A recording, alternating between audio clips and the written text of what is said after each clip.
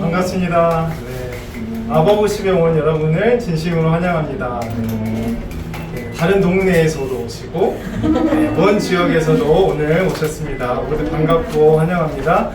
서로 얼굴을 잘 모를 것 같은데요. 그래도 인사를 나눔으로써 정적을 깨고 우리 함께 예배하도록 하겠습니다. 반갑습니다. 인사하겠습니다. 하나님의 은혜가 여기 있고 하나님께서 함께 하십니다.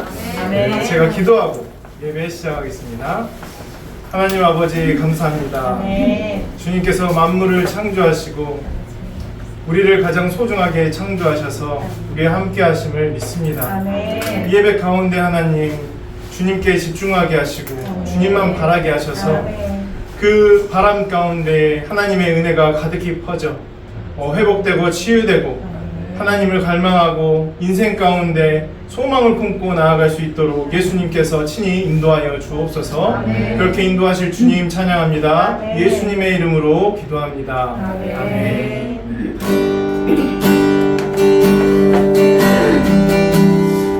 지금 이 시간 우리의 창조자이신 주님을 소리 높여드리겠습니다. 내 손을 주께, 내 손을 주께 높이 듭니다. 그 찬양 받으실 주님,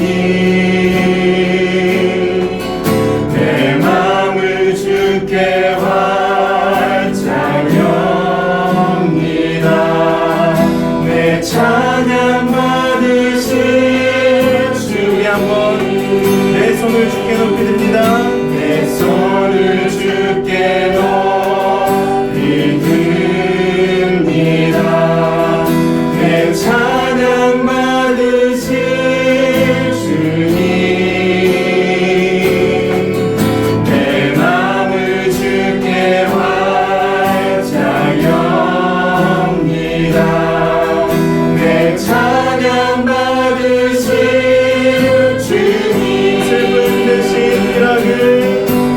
슬픔 대신 일하는 제 뜻을 원하는 그 신 대신 찬송의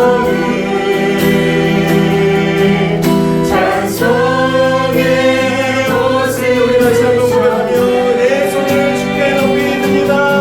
내 손을 주께 높이 듭니다. 내 찬양 받으실 주님, 내 마음을 주께 활짝 엽니다. 내 찬양 받으실 주님, 혹시 계시는 주님을 높여드립시다. 슬픔 대신 일하는 제 뜻을 원하는 근심 대신 찬송의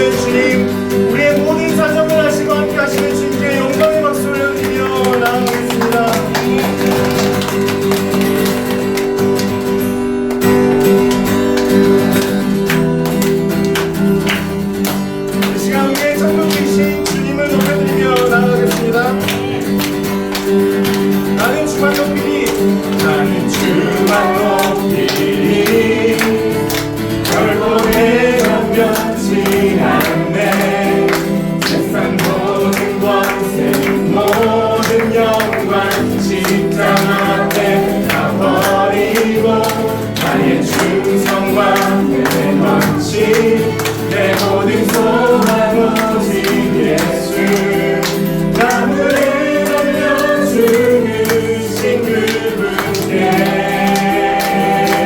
아멘 오직 우리 주께 내 믿음 소망 찬양 받기 합당한 분또 오직 나와의 함께 엎드려 경배하며 오직 우리 주께 오직 우리 주께 내 믿음 소망 찬양 받기 합당한 분또 오직 나와의 함께 엎드려 경배하며 모두들이 나를 지으시고 아버지 되시며 나를 구원하사 하늘에 상 주신 오직 우리 주님께 다 찬양하리 할렐루야 다시 한번 고백하며 나아갑시다 나는 주만 높이리 나는 주만 높이리 결코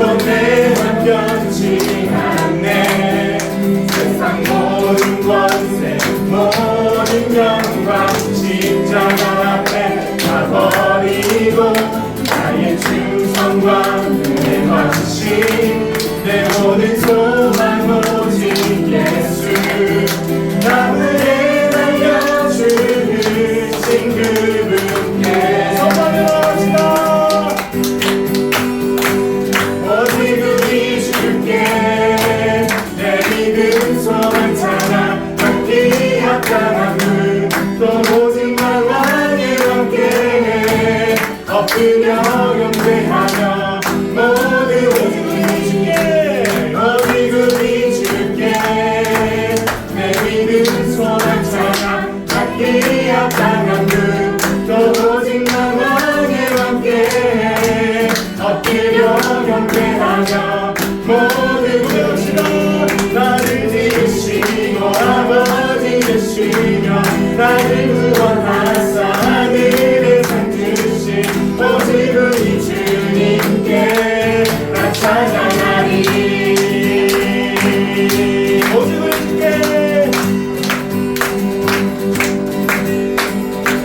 오직 우리 주께 오직 우리 주께 오직 우리 주께 오직 우리 주께 오직 우리 주께 오직 우리 주께 오직 우리 주께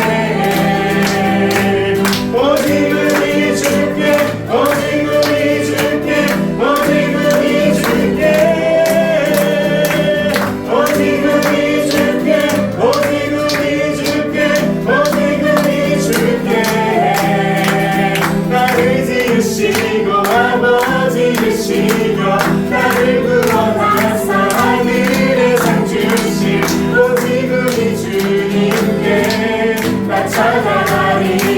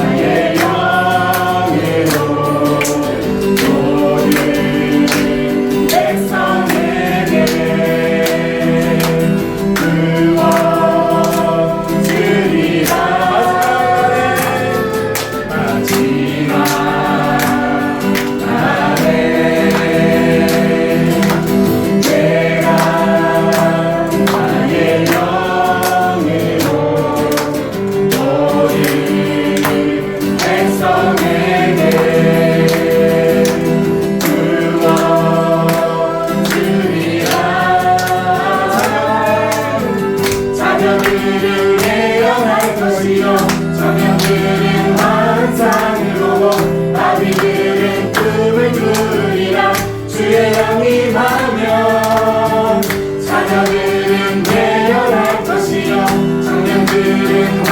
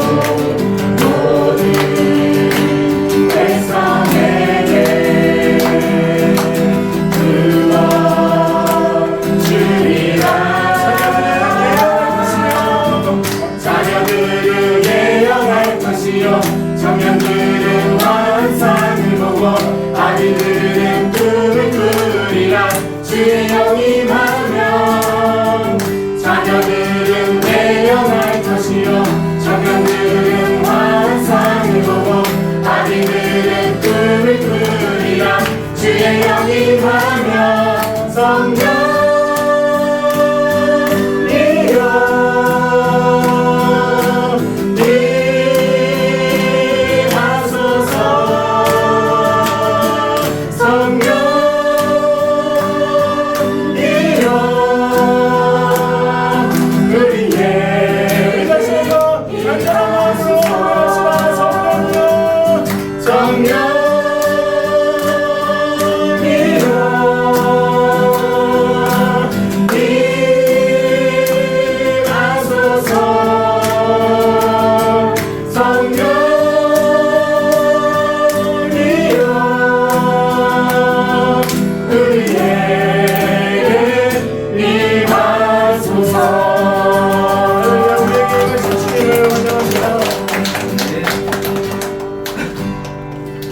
주께서 다스리네 내 삶을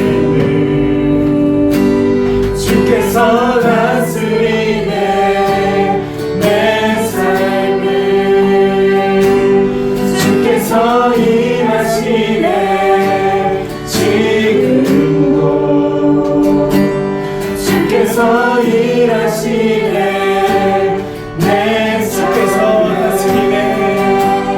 주께서 다스리네 내 삶을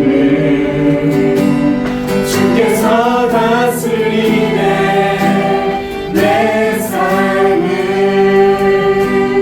주께서 일하시네 지금도 주께서 일하시네 주께서 일하시네 내 삶만 주님만 의지해요 주님만 의지해요 주님만 의지해요 예 주님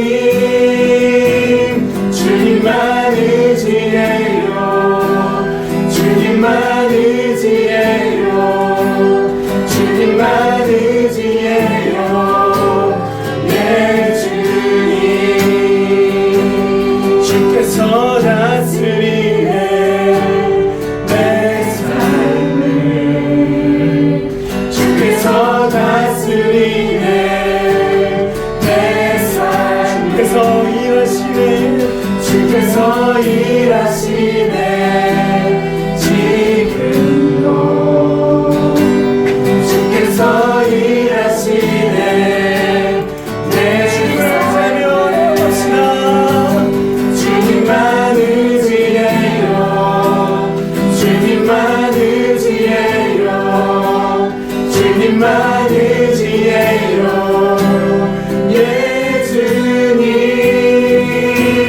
주님만 의지해요 주님만 의지해요 주님만 의지해요 예 주님만 사랑해요 주님만 사랑해요 주님만 사랑해요 주님만 사랑해요 예 주님 주님만 사랑해요 주님만 사랑해요 주님만 사랑해요 예 만물의 창조자 만물의 창조자 열방의 통치자 주 다스리시네 다 주께 속했네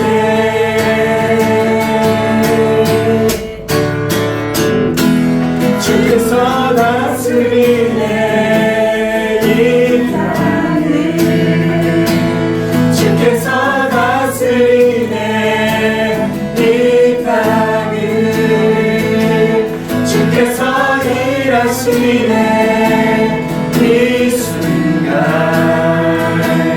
주께서 일하시네 이곳만 의지해요 주님만 의지해요 주님만 의지해요 주님만 의지해요 내 주님 주님만 의지해요 주님만 의지해요 주님만 의지해요 내 주님만 예배해요 주님만 예배해요 주님만 예배해요 주님만 예배해요 내 주님 주님만 예배해요 주님만 예배해요 주님만 예배해요 우리의 마음을 드립니다 주님만 사랑해요 주님만 사랑해요 주님만 사랑해요 주님만 사랑해요 내 주님 주님만 사랑해요 주님만 사랑해요 주님만 사랑해요 우리에게 고백합시다 주님만 사랑해요 주님만 사랑해요 주님만 사랑해요 예수님 주님만 사랑해요 주님만 사랑해요 주님만 사랑해요 예수님만 예배해요 주님만 예배해요 주님만 예배해요 주님만 예배해요 예수님 주님만 예배해요 주님만 예배해요 주님만 예배해요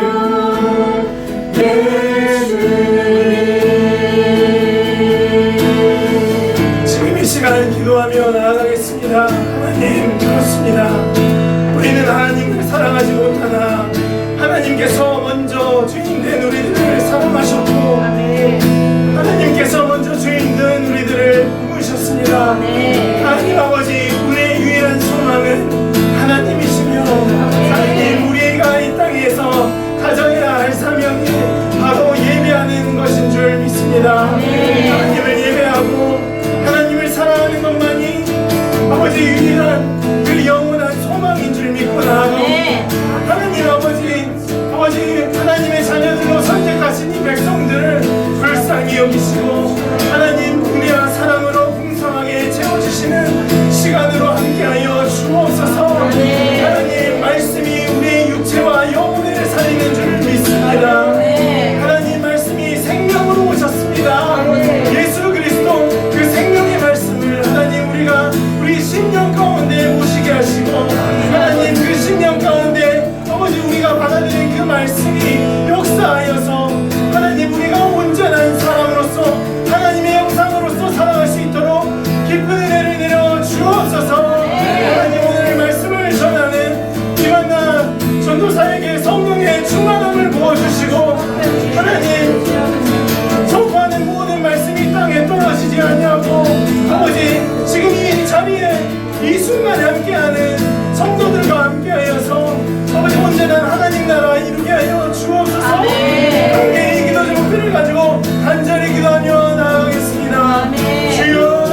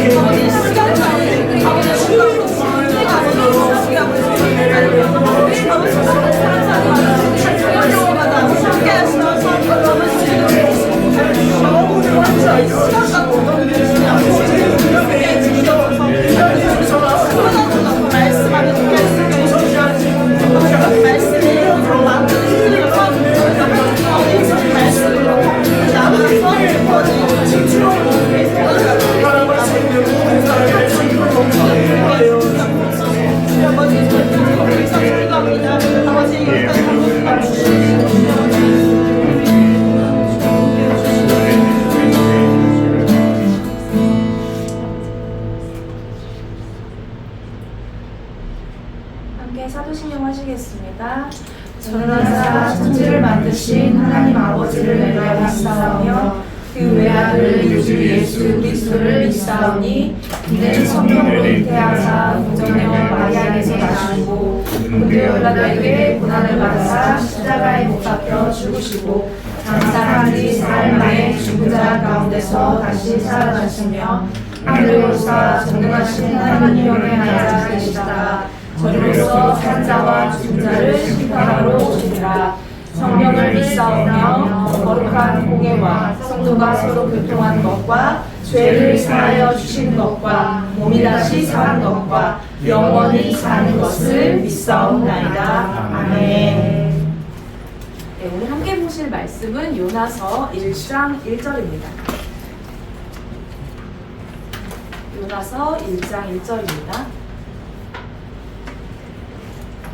오늘부터 여러분들의 뜨거운 요청에 근거해서 저희가 요나서를 이제 계속 보기로 했는데요.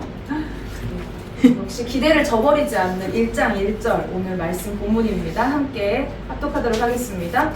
여호와의 말씀이 아미떼의 아들 요나에게 임하니라 이르시되. 아멘. 자, 기도하겠습니다.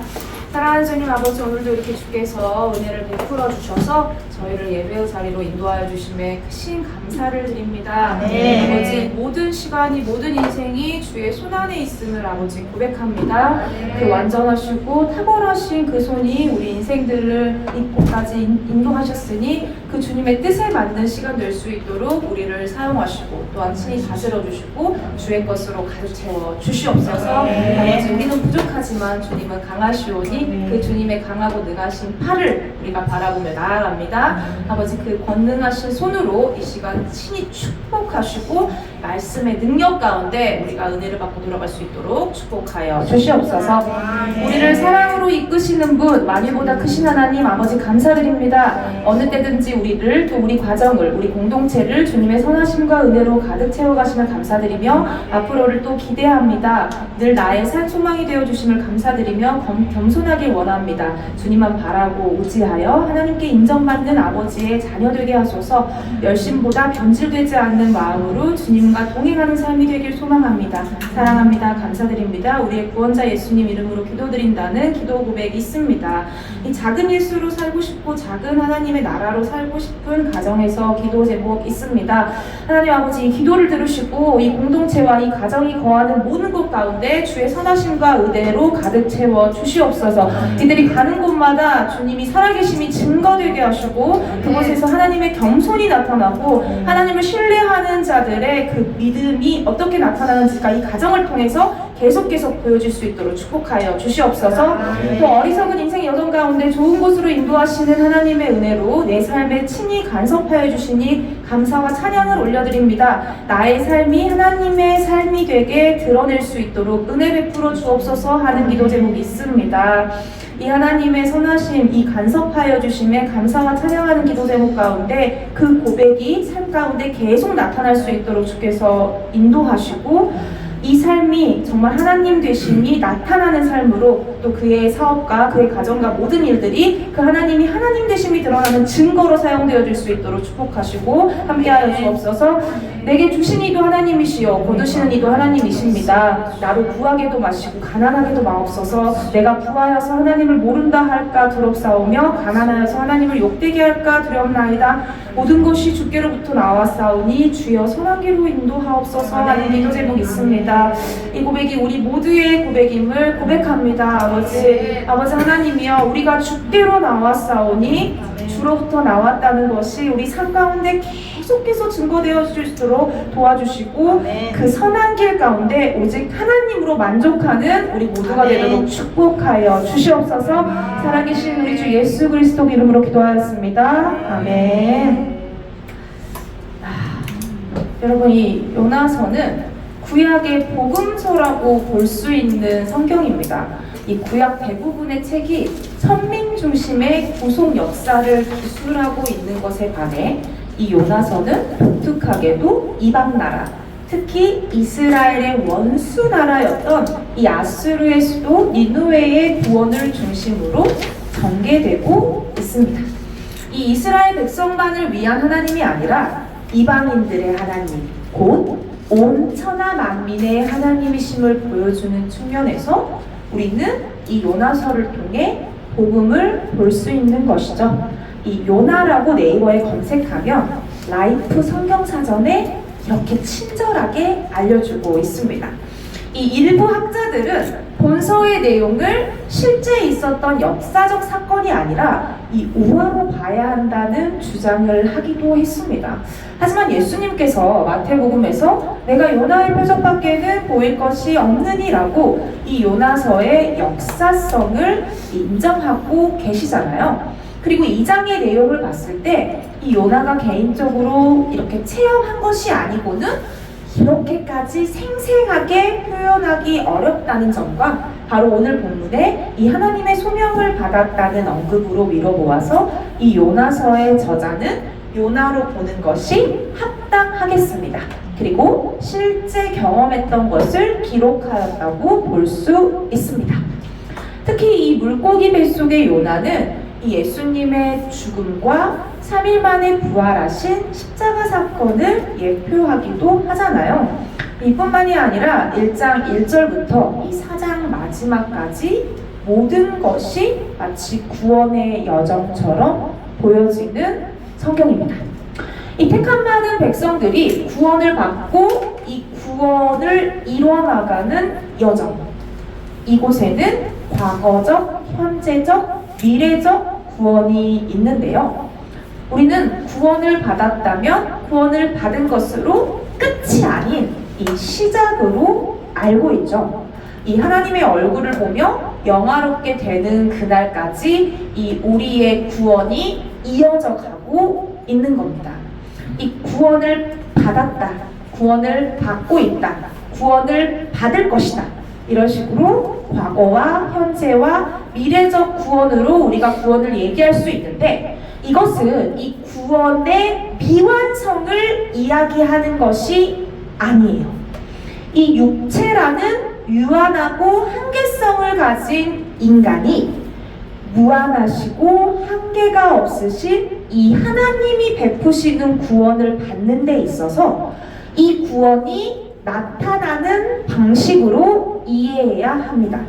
구원의 능력이 부족한 게 아니라 구원의 능력이 불완전한 것이 아니라 이 하나님께서 창조하신 질서에 따라서 그 시간 안에서 구원이 어떻게 작용되는지에 관한 문제입니다. 자, 우리가 구원을 받았다고 얘기해요. 저 구원 받았어요. 이 자체가 과거형이잖아요. 이 구원을 받았다고 해서 우리는 구원을 받았고 끝! 그 다음부터는 죄를 짓든 뭐라는 아무 상관이 없어. 우리가 이런 교단을 알고 있죠. 교파를 알고 있죠. 잘못된. 근데 우리는 그런 얘기가 아니에요. 구원을 분명히 받았습니다. 이 죄인이었던 인간, 지옥 갈 수밖에 없는 인간, 영원 형벌에 처할 수밖에 없는 인간이 전적인 하나님의 은혜로 우리가 구원을 받아서 회심한다, 거듭났다, 중생한다 라고 하잖아요.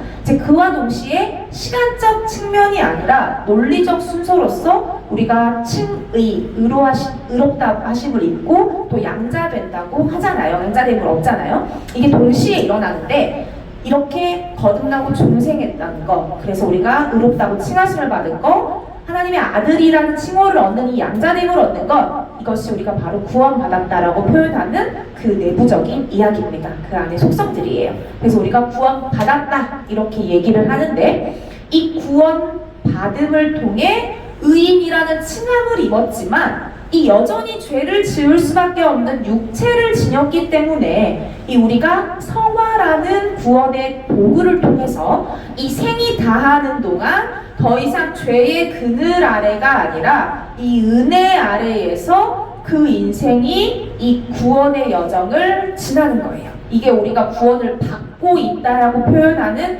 현재 진행형인데 이 구원 받았다 하는 과거, 회심, 거듭남, 중생은 단번에 일어나는가 반면에 이 우리가 구원을 받고 있습니다. 이거는 굳이 시간으로 일부러 얘기하고 있는 거죠. 누가 이렇게 저는 구원을 받고 있어요 이렇게 얘기하진 않죠. 근데 다만 이 성화의 영역에 있어서 이 성화는 구원받은 그 순간부터 중생하고 거듭난 순간부터 죽는 날까지 계속되기 때문에 우리가 구원을 받고 있다라고 구태여 표현을 할 수 있는 것이죠. 그래서 우리는 구원받은 이후에 이 성화의 과정을 통해서 이 또한 구원의 그 영역이 계속해서 이뤄지는 것을 봅니다.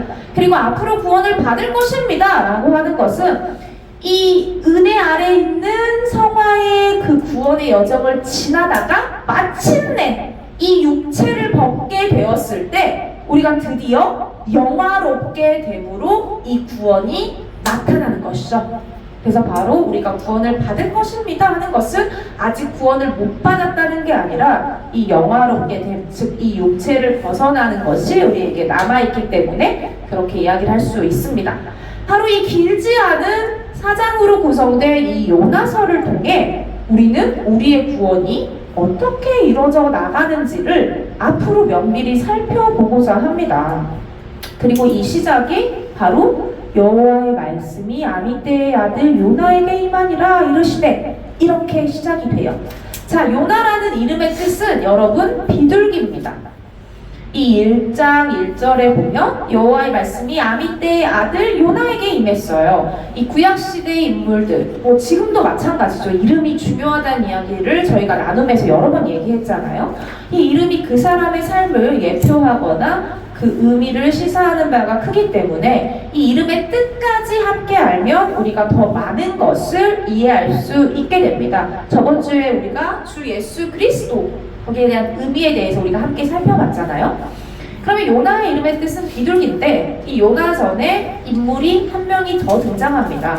바로 아미떼라는 사람인데요. 이 아미떼는 요나의 아버지죠. 이 아미떼의 뜻은 깨달음이라는 뜻이에요. 이 요나의 아버지였던 아미떼의 이름의 뜻은 깨달음, 그리고 진실함이라는 뜻도 있어요. 그래서 이 아미떼가 진실함인데 성경 안에서는 하나님 앞에서 진실함을 뜻한다라고 얘기하더라고요. 그리고 진리라는 뜻도 있습니다. 그리고 진리 말하기라는 뜻도 있어요. 이 아미떼. 그래서 하나님의 진리라는 뜻도 갖는 이름입니다. 깨달음과 진리는 다른 이야기지만 이 깨닫는 게 뭐죠? 진리를 깨닫는 게 중요하죠. 전혀 다른 뜻 같지만 그렇다고 해서 동떨어진 의미는 아닌 거예요. 이 진실함도 이 하나님의 진리만큼 진실한 게 어디 있겠습니까? 그리고 이 진리는 깨달음이 없이는 아무 의미가 없게 되죠. 그래서 이 아미떼의 뜻은 깨달음, 진실함, 진리, 또 하나님의 진리 이렇게 됩니다. 이 아미떼라는 이름이 성경에서 딱 2번 등장해요. 이 오늘 본문과 이 열왕기하 14장 25절에도 이 아미떼가 등장하거든요. 이 이스라엘 하나님 여호와께서 그의 종 가드헤벨 아미떼의 아들 선지자 요나를 통하여 하신 말씀과 같이 여로보암이 이스라엘 영토를 회복하되 하맛 어기에서부터 아라바 바다까지 하였으니 바로 이 구절에서도 이 아미떼가 등장하는데요. 하나님 앞에서 진실하고 또 진리를 말하고 이 깨달음이 있는 아미떼가 자신의 아들의 이름을 요나라고 지은 것으로 보아 이 아미떼가 자신의 아들이 바로 평화를 전달하는 비둘기와 같은 선지자가 될 것이라는 이 깨달음이 있었던 것 같아요. 이 요나는 정말 선지자가 되었잖아요. 이 열왕기하 이 아미떼가 다시 따로 또 한 번 더 언급되었던 이곳에서도 이 선지자 요나에 대해 이야기를 하면서 아미떼가 거론되거든요. 이 요나는 선지자가 되어서 이 비둘기라는 뜻, 즉 우리가 잘 알고 있는 평화의 상징으로서 그 선지자의 역할을 감당합니다. 이 성경에서 보면 제사 드릴 때 나오는 비둘기 외에 이 비둘기가 빈번하게 나오는데 대부분 긍정적인 상징으로 사용되고 있습니다. 아가서에서는 사랑하는 자를 비둘기에 빗대기도 하였고 이 마태복음에서는 비둘기같이 순결하라 라는 말씀도 있습니다. 그리고 예수님께서 세례를 받으실 때 이 성령이 비둘기같이 임했다고 표현한 것도 저희가 볼 수 있죠. 그리고 노아의 방주 사건 때 이 심판이 끝나고 땅이 마른 것을 확인하여 준 새가 바로 비둘기였어요. 이를 보면 이 아미떼가 자신의 아들이 평화의 소식, 이 회복의 소식을 알려주는 비둘기 같은 자가 될 것임을 깨달아서 이 요나의 역할에 합당한 이 비둘기라는 이름을 주었을 거라고 우리는 생각할 수 있겠습니다. 이 참된 평화, 여러분 이 평화를 전하는 게 비둘기인데 그러면 이 선지자 요나가 전했던 것, 즉 이 참된 평화는 무엇일까요? 당연히 참된 평화는 복음밖에 없죠. 오직 복음으로만 이 참된 평화가 가능합니다. 이 복된 소식, 화평과 회복을 전하는 자, 바로 이것이 요나의 사명이었습니다. 그의 이름에 다 있는 거예요. 이 요나가 복음을 선포해야 하는 사명은 이미 예정된 것이라고 볼 수 있습니다. 그 사실을 아버지인 아мет떼가 먼저 깨달은 거예요. 이 요나서는 여호와의 말씀을 깨달은 자, 이 아미떼의 아들 화평과 회복을 전하는, 즉 복음을 전하는 요나에게 이 말씀이 임하면서 시작해요. 여기서 끝을 내도 될 것 같아요. 이 요나의 이름으로 모든 답이 나왔습니다. 그런데 저희가 오늘은 이 요나서의 본 이야기로 들어가기 전에 이 제시된 1장 1절을 통해서 이 아미떼의 아들 요나에 대해 또 추가 정보를 제공해주는 이 열왕기하 14장 25장을 통해 이 이스라엘의 하나님 여호와께서 그의 종 가드에벨 아미떼의 아들 선지자 요나를 통하여 하신 말씀과 같이 이 구절 있잖아요. 이 여기에서 제시된 것들을 통해서 우리가 좀 요나서를 먼저 살펴보고 싶어요. 이 여기서 먼저 열왕기 하에 말씀하셨던 게 뭐냐면, 이 요나를 통해 말씀하셨던 게 뭐냐면, 여로보암이 이스라엘 영토를 회복하되 하맛 어귀에서부터 아라바 바다까지 하였으니 이렇게 얘기하고 있잖아요. 이 요나는 여로보암 2세 때 활동했던 선지자거든요. 이 여로보암 2세 때 북이스라엘에서 활동했던 선지자입니다. 이사야, 미가, 호세아, 아모스와 같은 선지자들과 동시대에 활동했던 선지자예요. 이 요나의 활동 시기를 주전, 그러니까 예수님께서 오시기 전 BC 793에서 753년으로 보거든요. 그런데 이 다른 선지자들과 확연한 차이가 무엇이냐면, 이 다른 선지자들은 같은 시기에 언약 백성인 이스라엘과 유다에 대한 하나님의 심판과 구원을 예언했다면, 이 요나는 이방인에 대한 하나님의 구원을 예언했다는 점에서 차이가 있어요. 그리고 최초로 이방 국가인 아스루와 이 수도 니느웨로 파생된 선지자라고 불리기도 합니다. 이 열왕기하를 통해 요나가 여로보암 2세 때 활동했다는 것을 우리가 알 수 있게 됐는데요.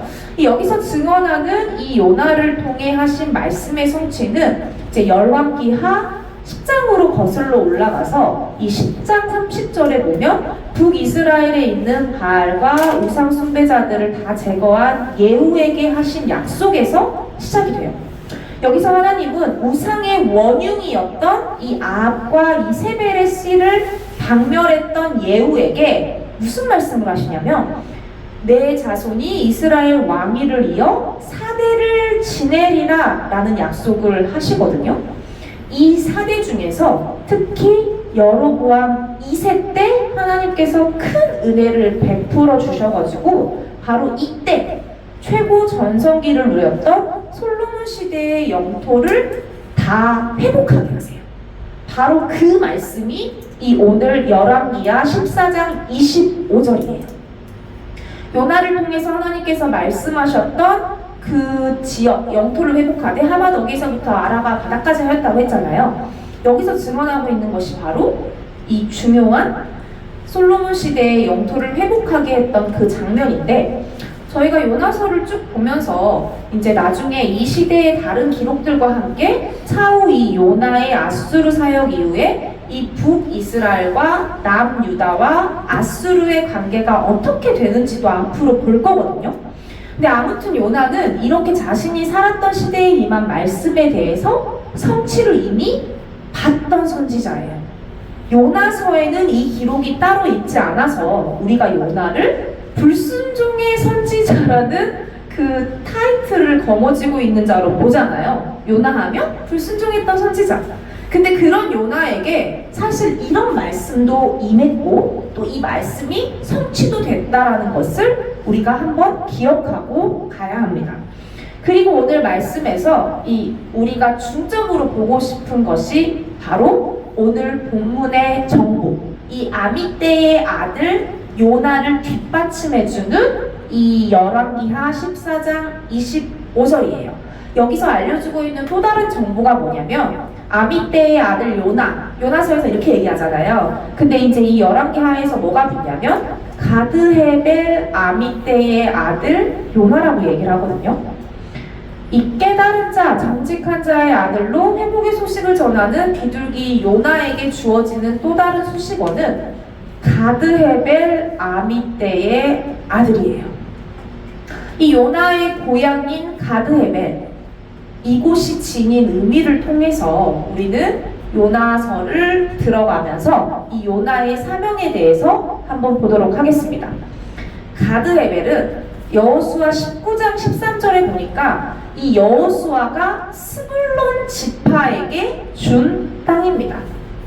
이 가드헤벨은 갈릴리 호수 서편 나사렛의 이웃 마을로 알려져 있어요. 현재는 지리적으로 나사렛 북동쪽으로 어떤 사람은 3km라고 하고 어떤 사람은 5km라고 하는데 아무튼 나사렛 북동쪽 약 3에서 5km에 위치한 키르벳 에즈주라와 동일해요. 뭐 이런 건 중요하지 않은데 중요한 거는 이 가드헤벨은 갈릴리 지역에 있다. 근데 이 갈릴리의 뜻이 뭐냐면 저기, 거기, 거시기, 그 땅 뭐 이렇게 비하적으로 부르는 거거든요. 당시 갈릴리로 불리는 북쪽의 5개 지파는 납달리, 단, 이사가, 라셉, 스불론이었어요. 이 가드헤벨은 스불론 지파에게 준 땅이라고 했잖아요. 그래서 이 갈릴리 지역은 유다 예루살렘에 비해서 무시를 당했던 곳입니다.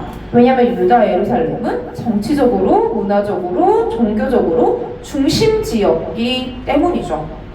그래서 이 무시당하는 곳 갈릴리에 대해서 요한복음 7장에 이 예수님에 대한 논쟁이 나오는 중에 누군가가 이 예수님에 대해서 참 선지자다, 이 사람은 참 선지자다 라고 하니까 이 요한복음 7장 41절에 무슨 말이 있냐면 어떤 사람은 그리스도라 하며 어떤 이들은 그리스도가 어찌 갈릴리에서 나오겠느냐 이런 말을 해요.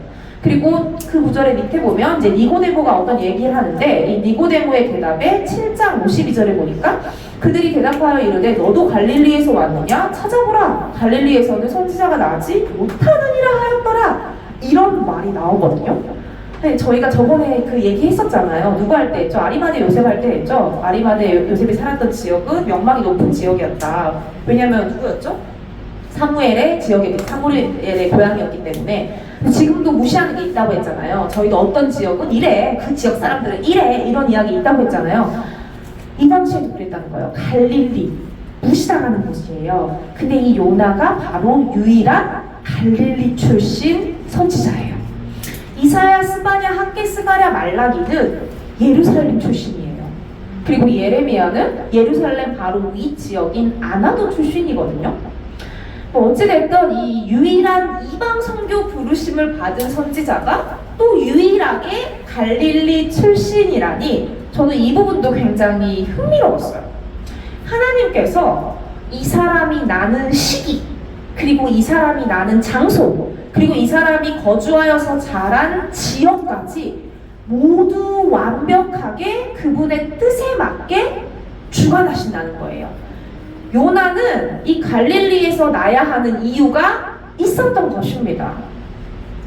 예수님 당시 사람들이 표적이 구원인 줄 알고 이 예수님께 이 많은 자들이 표적을 구했습니다. 그때 예수님께서 보일 표적은 요나의 표적밖에 없다라고 얘기를 하십니다.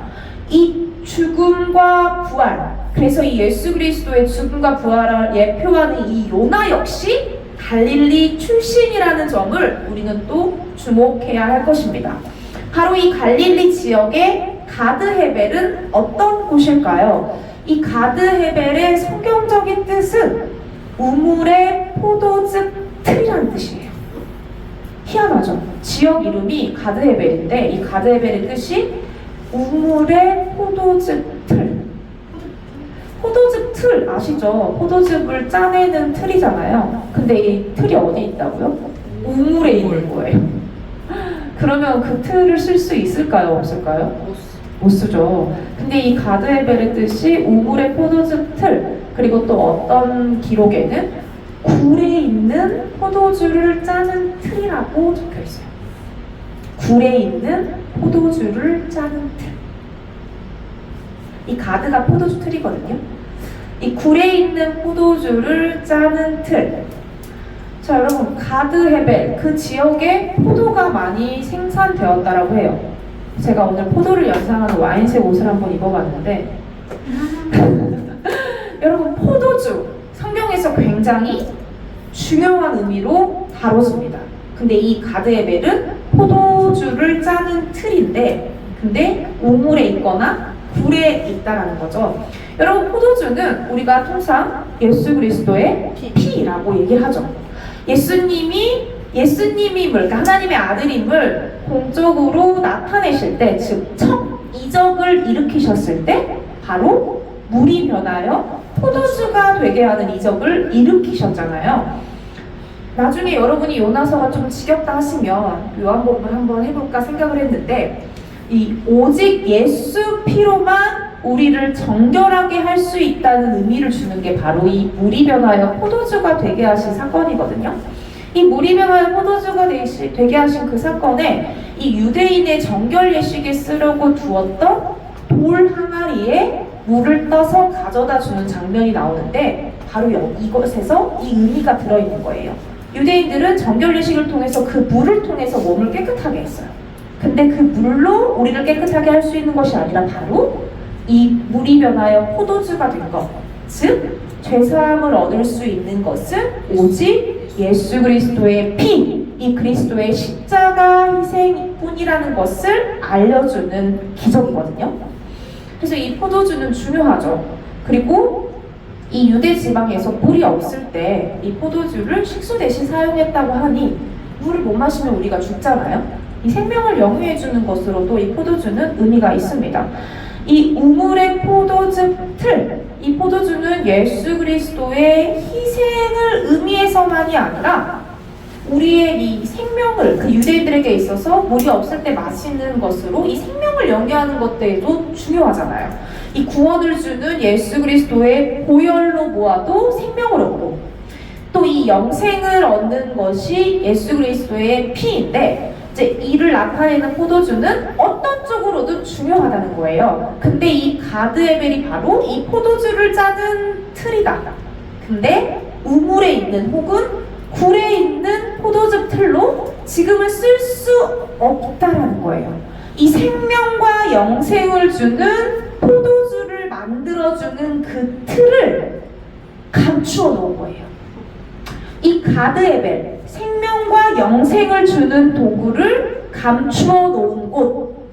근데 왜 하필 요나는 이런 의미를 지닌 곳에서 태어나고 자랐을까요? 우물의 포도즙 틀, 굴에 있는 포도주를 짜는 틀.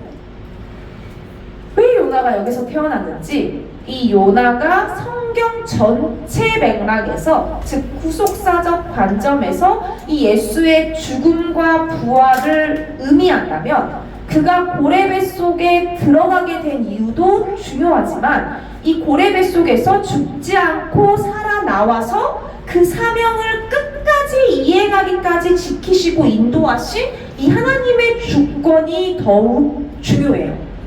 이런 계획을 가지고 계신 하나님께서 이 가드헤벨, 그곳에 요나를 태어나게 하셨고, 이 가드헤벨은 생명을 줄 수 있는 도구를 감추어 두신 것이다. 이것이 바로 하나님의 비밀을 두신 거예요. 이 요나는 하나님의 말씀이 임했지만 그 말씀을 피하고 도망가려 했던 인물이에요. 그런데 또 그런 자가 예수님을 예표한다라고 우리가 배우잖아요. 이런 자가 자기의 죄를 인정하고 나를 들어서 바다에 던지라고 했을 때, 즉 그가 죽기를 작정하였을 때 하나님께서는 고래를 예비하셔서 요나를 살리셨잖아요. 그리고 이 사건을 통해서 우리가 예수님께서 십자가에 달리신 후 3일 만에 부활하실 것을 미리 보여주셨다고 하는 거고요. 여러분, 우리도 요나와 같습니다. 이 앞으로도 계속 살펴보겠지만 이 요나의 행동을 사실 이해할 수 없는 것이 하나도 없을 정도로 인간이 정말 다 똑같아요. 여러분이 요나서를 계속 보시다 보면 우리는 요나를 보면서 좀 이해 못하잖아요. 저렇게까지? 하나님 이렇게 하셨는데 또 마지막까지 원망을? 근데 요나보다 더했으면 더했지 내가 덜하진 않을 것이라는 생각이 계속 들게 될 것입니다. 이런 자일지라도 하나님께서 생명을 전하는 일에, 영생을 전하는 일에, 그리고 그리스도의 죽음과 부활을 예표하는 일에 쓰셨어요. 그리고 오늘 지금 우리도 그렇게 사용하고 계시는 거예요. 여러분, 포도주가 생명을 주는 것이고 우리의 죄를 맑게 씻게 하는 유일한 것이라면, 즉 그게 바로 예수 그리스도의 보혈이라면, 그 포도주를 만드는 틀은 무엇일까요? 바로 그리스도의 십자가입니다. 여러분, 예수님은 그 십자가에 달리셔서 흘리신 피로 우리를 구원하셨어요. 이 가드에벨에 감추어진 이 비밀한 것, 즉 우물의 포도주, 굴에 있는 포도주를 짜는 틀은 바로 고래 뱃속의 요나가 되는 거예요. 포도주를 짜는 틀이 십자가인데 이 포도주를 짜는 틀이 우물, 굴에 있다는 거예요. 여러분, 우물, 굴, 그리고 요나를 생각하면 뭐가 떠오르시죠? 우물, 굴. 이 우물과 같은, 굴과 같은 이 안에 있던, 즉 고래배 속에 있던 요나가 떠오르시죠? 이 우물의 포도주 틀, 굴에 있는 포도주를 짜는 틀은 바로 고래배 속에 있는 이 요나가 예수님의 십자가가 되어서 우리 예수님께서 이 십자가를 지시고, 즉 요나 대신 십자가에 달리셔서 구원을 이루시는 거예요.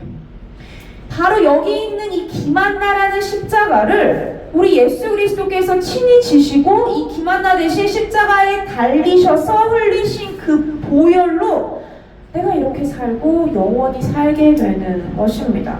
여러분, 누가복음 9장 23절에 보면 또 우리에게 이르시되 아무든지 나를 따라오려거든 자기를 부인하고 날마다 제 십자가를 지고 나를 따를 것이니라. 아멘. 이렇게 나와 있어요.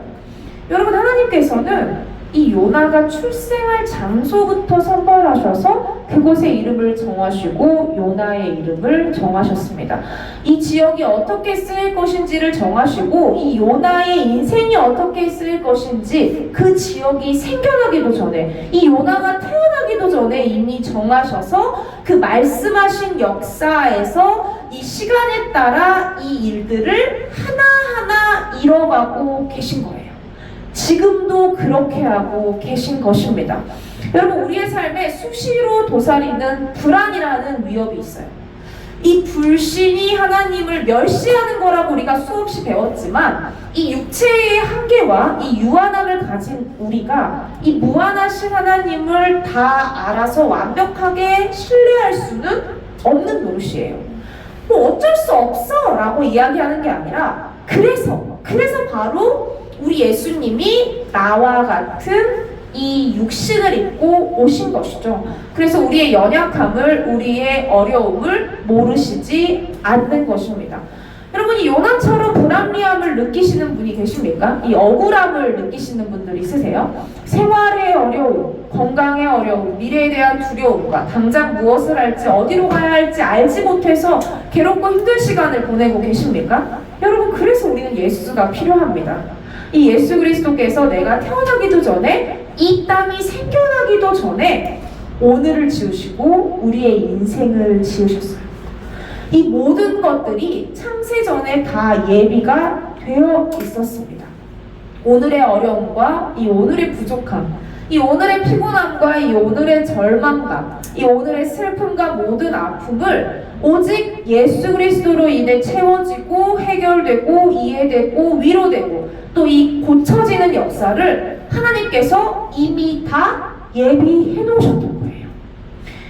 요나가 던져졌을 때 이 고래를 예비하셔서 이 예수님의 십자가와 같은 이 요나가 그 고래 뱃속에 있었잖아요. 근데 그를 거기서 죽게 두시지 않고 예수님께서 그 십자가를 지셔서 이 요나를 살리셨어요.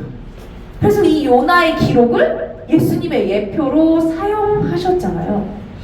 지금의 우리의 이 어려움과 부족한 피곤함, 절망 그 모든 것들로부터 하나님께서 이미 이 고래를 예비하신 것처럼, 그리고 그 고래 안에서도 살아남을 수 있도록 이 십자가를 대신 지신 것처럼 우리의 짐을 대신 지시고 나의 피곤함과 슬픔과 아픔을 우리 주님께서 대신 지시고 이 모든 것들을 고치시는 그 길로 예비해 놓으신 거예요. 설령 그렇게 하지 않으시더라도 이 예수 그리스도께서 나를 아신다는 것, 이 우리를 아신다는 것, 그래서 그가 우리를 도우신다는 것, 그래서 그의 이름처럼 끝까지 우리를 지키신다는 것으로 우리는 안심할 수 있습니다. 이 우리의 문제 해결 때문만이 아니라 바로 예수 그리스도로 인해서 우리가 평안하고 안전할 수 있는 것입니다.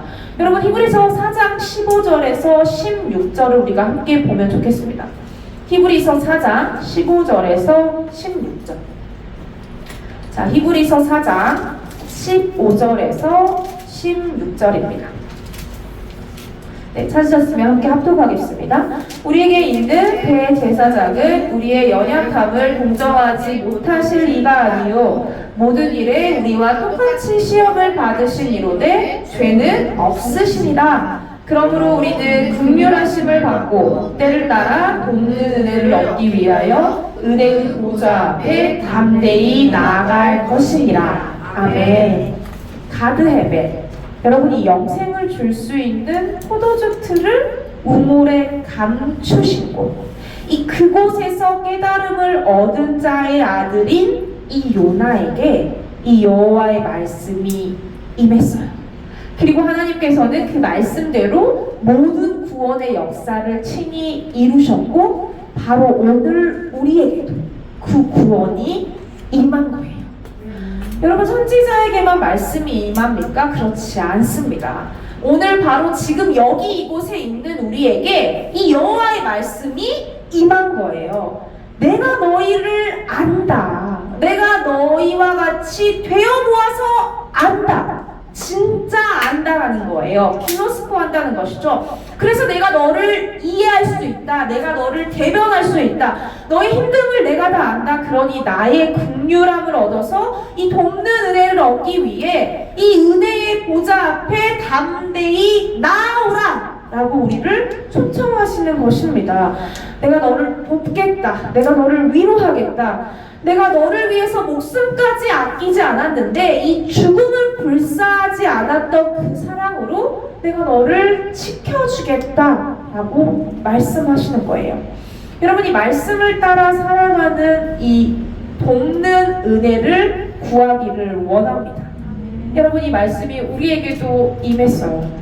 이 말씀이 땅에서 떨어져 이루어지지 않은 것이 하나도 없습니다. 지금까지 우리를 또 여기까지 인도하신 하나님께서 앞으로도 그렇게 하실 것입니다. 이 우물 속에 감춰진 그 비밀한 일이 이 예수 그리스도의 초림 때 십자가 대속으로 밝혀진 것처럼 이 성경을 통해 계속 말씀하신 부활과 영생, 죽음과 심판의 비밀이 이 그리스도의 재림 때 밝히 나타날 것입니다. 우리 모두가 그날까지 정말로 이 채워진 인생, 절망으로 채워진 인생을 사는 것이 아니라 이 말씀을 따라 매일 은혜의 보좌 앞에 담대히 나아가는, 즉 성화의 삶을 통해서 그 끝에서 영화롭게 되어 영원히 함께하기를 소망합니다. 여러분, 우리 모든 것이 이 하나님 손 안에서 다 이루어져 있다는 것을 기억하고 나아가면 좋겠습니다. 제가 정말 절망의 순간 가운데 낙심이 될 때, 소망이 없는 것 같을 때, 기다림이 너무 오래됐다고 생각할 때 하나님께서 말씀으로 위로해 주셨던 그 말씀이 바로 이 부분이었어요. 저의 시간은 현재는 2022년에 있지만 하나님의 시간은 이미 다 완성이 되어 있다는 것. 나는 모르지만 그는 아시고 내가 그것을 몰라서 불안해하지만 하나님은 시간 안에 있지 않으시잖아요. 그런데 하나님의 입장에서는 다 이뤄진 것을 내 관점에서 불안하고 답답해한다는 것. 근데 내가 하나님의 관점에 있을 때는 그 완전하신 뜻 안에서 내가 바로 안전할 수 있다는 것을 말씀해 주셨어요. 여러분, 성경에서 이루어지지 않은 일은 하나도 없습니다. 아직 이루어지지 않은 일은 반드시 이루어질 것입니다. 그것이 바로 우리를 안전하게 함을 매일매일 깨닫는 삶이 되시기를 축복합니다. 기도하겠습니다. 사랑하는 주님 아버지, 오늘 이 요나서 1장 1절 말씀을 통해서 하나님께서 예비하신 것들, 계획하신 것들, 그게 지명일지라도 사람의 이름일지라도 그 안에 모든 것을 이미 알려주셨고, 그리고 그 알려주신 말씀이 이미 이루어졌음을 배웠습니다. 이 인생 가운데서, 이 불안 속에서, 이 절망 속에서 우리가 이 인생을 바라보는 것이 아니라 하나님 관점에서 모든 것이 이루어져 있음을 보고 우리가 주 예수 그리스도를 오직 소망으로 알고 안심하며 살아갈 수 있도록 역사하여 주시옵소서. 이 모든 것이 주님의 완전하신 손안에 있다는 것을 계속해서 신뢰하는 우리들이 될 수 있도록 이끌어 주시옵소서. 살아계신 우리 주 예수 그리스도의 이름으로 기도했습니다. 아멘.